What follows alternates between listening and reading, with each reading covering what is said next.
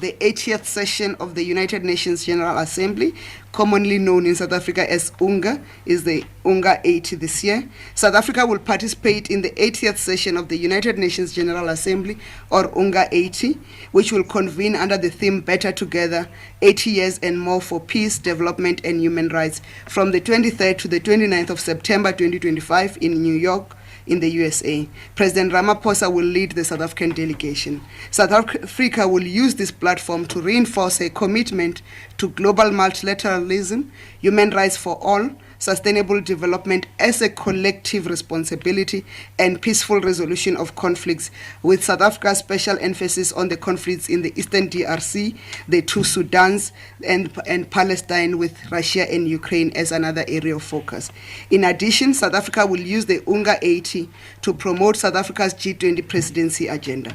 The President will hold bilateral meetings with several of his counterparts and meet with CEOs of major international companies. Ministers Tau and Lamula have traveled ahead to engage on discussions with the U.S. on the South Africa-U.S. trade deal and the UN special sessions, respectively. Cabinet welcomed the commencement of the Khumbudzo Commission on Truth and Reconciliation Commission matters. The Commission has already held meetings with complainants and representatives of government. On governance, the National Executive meeting with the Northwest Provincial Executive Council, Cabinet welcomed the outcomes of the meeting between the National Executive with the Provincial Executive Council of the Northwest.